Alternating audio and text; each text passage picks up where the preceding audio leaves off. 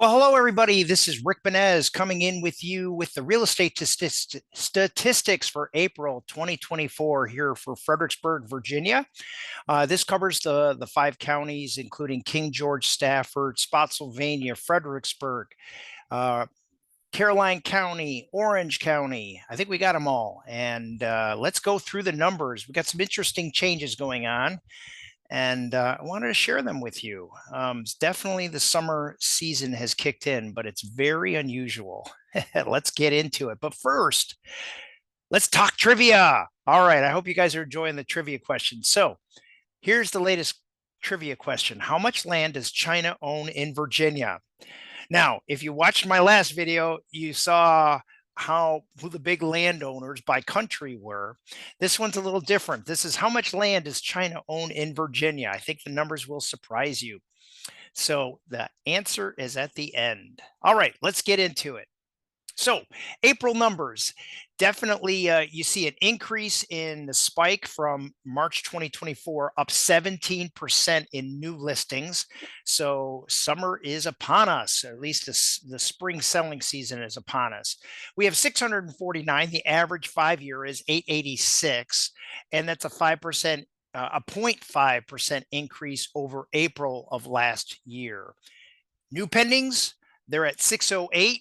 The 5-year average is 742, so we're still a little lower, but compared to last month, we're up 7.4%, and compared to a year ago, we're down slightly at 1.1%. In terms of closed sales, we came in at 522. That was a big swing of 25% increase in sales. Closed sales we're talking about from last month, and 26% increase from last year. So that is a big change in direction in both cases. Comparing that to the 5-year average of 597, 522, we're slightly lower, but still huge numbers nonetheless in terms of an increase going on for closed sales. As we look at the median sold price, that remained flat compared to last month. We held at 450,000 as the median sold price. That was up almost 3.5% compared to last year in April, and the 5-year average is holding at 409. So we're up about $40,000, compared to the last 5-year April average, and flat compared to last month, but definitely trending long term, year to date, up 3.5%. In terms of the closed sales, that's the blue bar. You could see we're definitely on year basis increased. If you look at April 2023 and April of 2022, you kind of see where the numbers came in at. And in terms of median sold price, of course, we already mentioned that came in at 450,000, and that's right now it's flat compared to last month, but still trending based on the seasonal, still trending in a positive direction. In terms of the active listings, we had a nice number at 791 of new actives coming on. The April of last year, we came in at 717. So we're up about 80 new listings compared to last year. And last month, we were at 704. So again, about an 85% increase from last year and about a 70 unit increase over a year ago. Days on market increased to 26.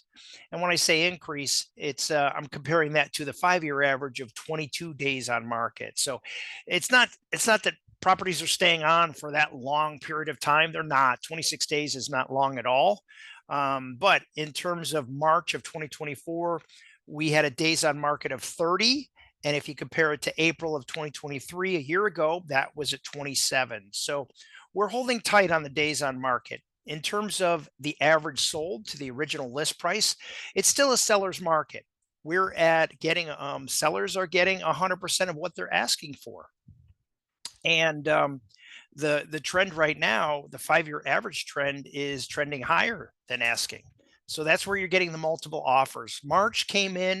Last month came in at 99.4%, and April of last year was at 99.9%. So Again, what that says is that it's a seller's market. Sellers are getting their asking price, and there's not a lot of budging going on right now. Let's get into the details. Um, we, as a real estate community, we saw a 29% increase in sold dollar volume compared to last year. So that's what I mean by the big swing in change going on. The average sold price is up 2.8%, and the median sold price is up almost 3.5%. The number of units sold is up 26%. That is a big swing. We had a slight tick downward on days on market from 27, and now it's at 26. And the average list price for solds was 491,000. It's a slight increase of 2.7%. In terms of the average attached sold price, that's up significantly. So think attached, think townhomes. So townhome prices are up 7.8%, almost 8%. 7.8 is almost 8%, and they're coming in at 396,000 for a townhome, whereas the average detached sold price came in at 508. That's 508,000. That's a 2.7% increase from last year. 45% of the units were attached or townhomes that were sold. So 45% increase from April of 2024 to April of 2023. And the number of detached units, that was also up 23% at 448 compared to 363. In terms of inventory, we had a 10% change in active listings, and everything else was fairly flat. In terms of new pendings, it was down 1%, and all pendings were down a negative 4%. In terms of what kind of loans are people signing up for, we had the biggest number is conventional. Everybody's going with a conventional loan, whether that's a 5% down, a 3% down, or a 20% down. They're going with conventional. That it obviously must have the best interest rates. And so conventionals are coming in at 225 units this past month, whereas the second highest is veterans loans, VA loans at 148, followed by FHA at 84, and cash purchases at 51. We had one that did owner financing and one did an assumption. So they're out there, few and far between, but they're definitely out there. In terms of days on market, we already talked about this, and it's ticked downward slightly, but you could see the numbers here specifically. We had one property that had been on the market for over 2 years, and it finally sold. So that's one unit, but most of the units are selling within the first 30 days. It averages somewhere around 350 to 400 units are being sold within the first 30 days. And within the first 10 days, 277 of those 400 units that are sold. So it's definitely want to be the first, check it out first and determine if you have interest. All right, let's get into the details. Now, what this chart is, it's an eyesore, but if you spend a little time and kind of study it, you can kind of see that you've got on the top row, you've got your 2-bed, 3-bed, 4-bed, and more. And that you also have it broken down by townhouses versus single family homes, attached versus detached. And then on the side column, you have price bands. What usually in $100,000 increments. So you've got the 200 to 300, the 300 to 400, the 400 to 500, and so forth. And you can see where the biggest numbers, units sold. These are units sold. So if you're in the market at a certain price band, you can see how competitive it is and where the numbers are coming in. If you're in the market for a 3-bedroom single family home, then your price band is going to be somewhere in the neighborhoods of that $300,000 to $400,000 price range, and so forth. And you can see with a 4-bedroom or more, that biggest number is 71, and that's within the $500,000 to $600,000 price band. Now, what does that mean in terms of prices? Well, you can kind of see it broken out not only by attached townhomes versus detached single family homes. You can see the price breakout, but you can also see how much each one is cost in terms of bedrooms. So I like this chart because it really gets into the nitty gritty. It just doesn't aggregate everybody up into, hey, this is what the average selling price is, because there's a lot more detail in that. So, for instance, let's just get into a four-bedroom single family home. The average sold price, well, first off, there were 246 sales in the month of, well, this is April, and the average sold price was $600,000. Now, if you compare that to a year ago, the average selling price was 578,000. So that's an increase of almost 4%. Whereas if you look at detached three-bedroom units, the main price band is 300 to 400,000, and they sold 181 homes in that total number of three bedrooms. That average sold price was $407,000. Last year it was $382,000, and you're seeing what is the biggest increase in the average sold price percentage change. So what that says is there's more price increases in the three-bedroom size than there are the four-bedroom size. There's still both price increases. One is 6%, the other is about 4%, but there's definitely, it's more competitive is how I interpret the data. It's more competitive in the three-bedroom.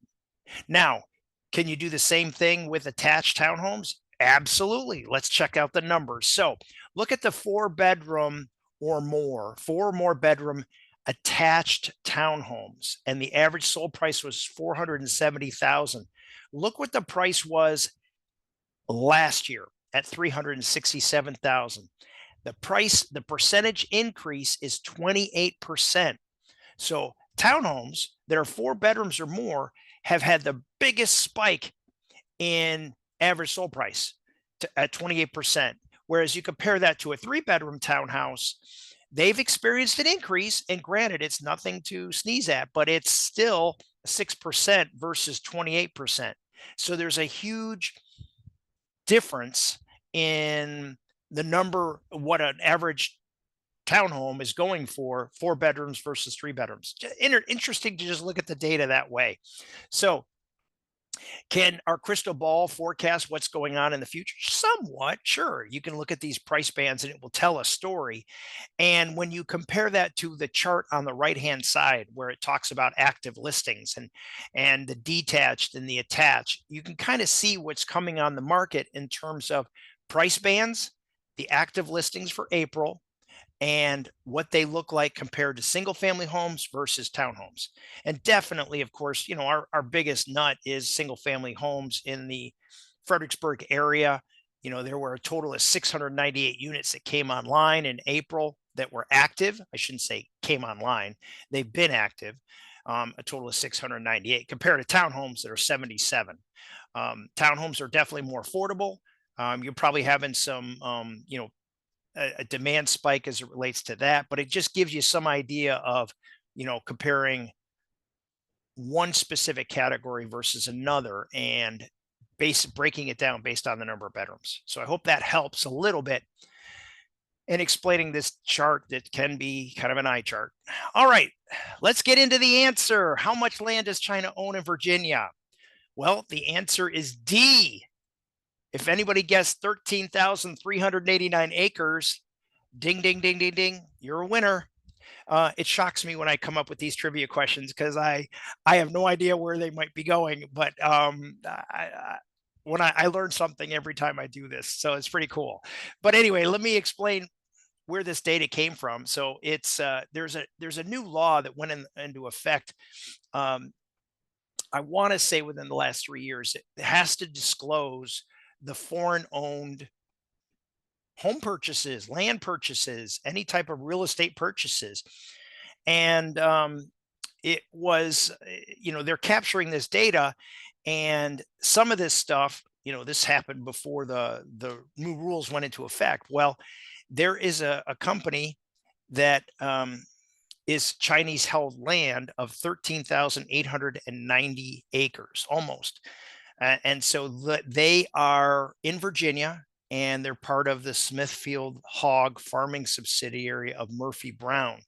So this report came from the Smithfield Times, and it talks about the majority of the Chinese-owned land slash farmland in Virginia totals that amount of acres. So anyway, I hope that that might be some good dinner time conversation where you can question your family and ask them, hey, how many acres does China own in Virginia, and see if you can get anybody that comes in with that number of 13,000. So very interesting. All right. So coming in terms of our next meeting, we have our next in-person meeting on June 27th, and that's going to be held at Wegmans. And I'm happy to say that I'll be there, and looking forward to seeing everybody. And then as well as our next online education class is going to be held on June the 13th. So just to keep it easy and simple, it's the second Thursday of the month. We're meeting at 5 o'clock. Join us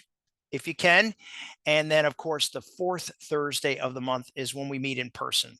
To be a speaker, give Anna a call or give myself a reach out, and let's see if we can make it happen.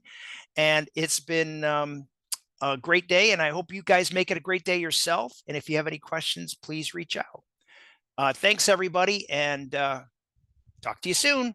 Happy real estate investing.